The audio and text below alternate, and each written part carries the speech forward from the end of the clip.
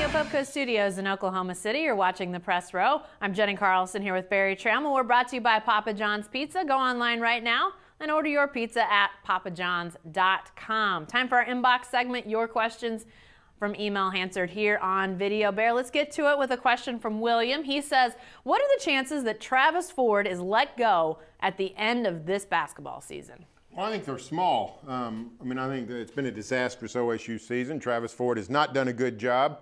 And the truth of the matter is he has one NCAA tournament win in 6 seasons, and that was 5 years ago. So it's a little bit of I think it's a little bit of a precarious spot for Ford, but he's got that contract that just still hangs out there. It's the elephant in the room. 5 years left at $2 million a year. I don't know where you come from, but $10 million is a lot of money in my life, and I think it is at OSU also. They wouldn't have to pay him a lump sum, I assume. I think they could just pay him out. But $2 million a year to not coach, pay somebody else something in that neighborhood to coach. You're paying your basketball head coach as much as you're paying your football head coach, and that's nonsense economics. I think it was a mistake to give Travis Ford a 10-year contract 5 years ago, but give it to him they did.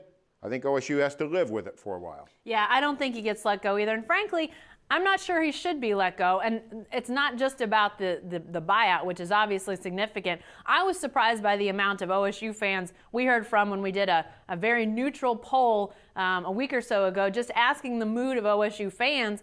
I thought we'd hear a lot about him disappointed, injuries, suspension, just things that haven't gone well. But a lot of people, 3 and 4 of the OSU fans we heard from, were down on Travis Ford. But I tell you what, I think he deserves at least another year, just because this year has gone so south, and he's obviously to blame for some of that, but you can't blame him for Michael Cobbins getting hurt. That happened, and it changed the whole tenor of the team and what they had.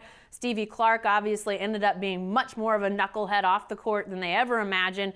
And you know what? If you look at Travis Ford's resume, while it only does have that one win, they got matched up against an underseeded Oregon team a year ago. Barry, you were there, saw that loss. Oregon had no business being seated where they were.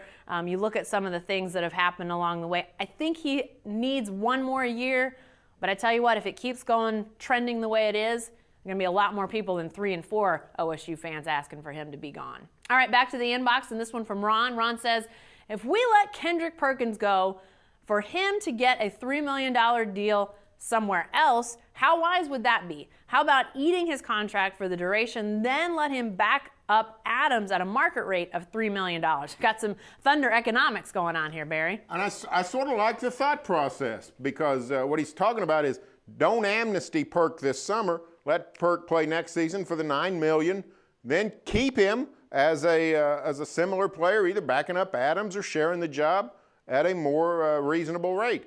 No one should have a problem with Kendrick Perkins' play on the court. Kendrick Perkins' contract has become a problem. He really is not worth the $9 million.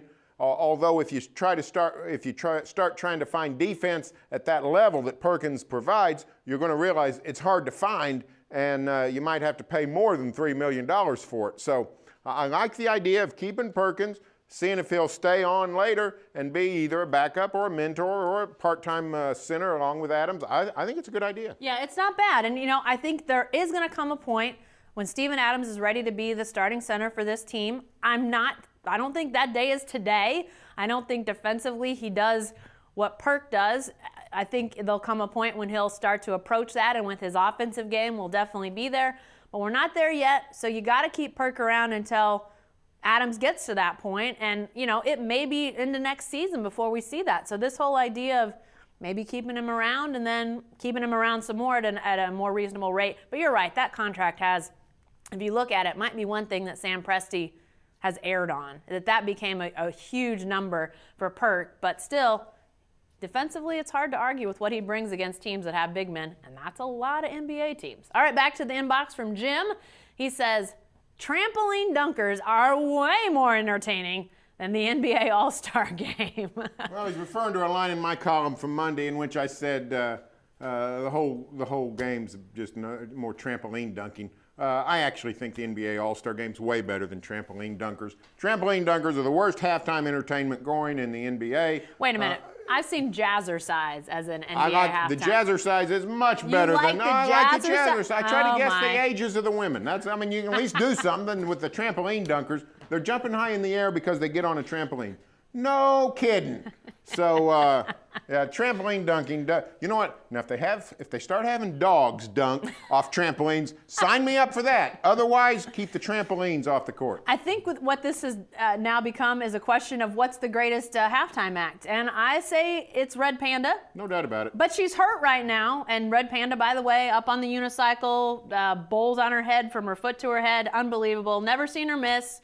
But she's hurt, so right now I think the reigning champion is Quick Change. I love Quick Change. I don't get it. I've seen Quick Change probably 20 times, and I'm still not sure how they pull it off. Every time if you're sitting courtside, you can see little glimpses of how clothes come off and outfits are mixed together. But you can't really figure it out, but you can see glimpses. You definitely need to see it at courtside. I hope we get Quick Change sometime soon. Haven't seen him this year yet. If you do a Quick Change video, it would go viral. All right, back to the inbox. This one from Phil. Phil says, squelch this idea of slowing down the offense in college football. If this rule gets passed by a bunch of crybabies from the overrated SEC, whoa, where are we going here? What's next? Doing away with the shot clock in basketball, or ruling that the clock is still intact but a shot can't be put up until 5 seconds is left showing? Phil's got some harsh words here, Barry. He's upset. I don't think the rule is going to pass. It looks like coaches have mounted a campaign against it. Even if it does, I don't think it's going to have a huge impact. But Phil is right on this regard. I think they were attacking, I think they attacked a situation wrongly, and here's why. I think when you introduce artificial means into rules, this is just an artificial add-on saying, you can't snap it until 10 seconds have passed. That, to me, sort of inflicts on the game. You want the game to progress and develop naturally with offensive maneuvering and defensive development and ideas, and this is just artifice. And I think we're not going to see it. I would much rather see, if you want to try to even it up for the defense, I'd rather see some other rule changes, maybe some relaxing of the illegal contact rule, those kinds of things.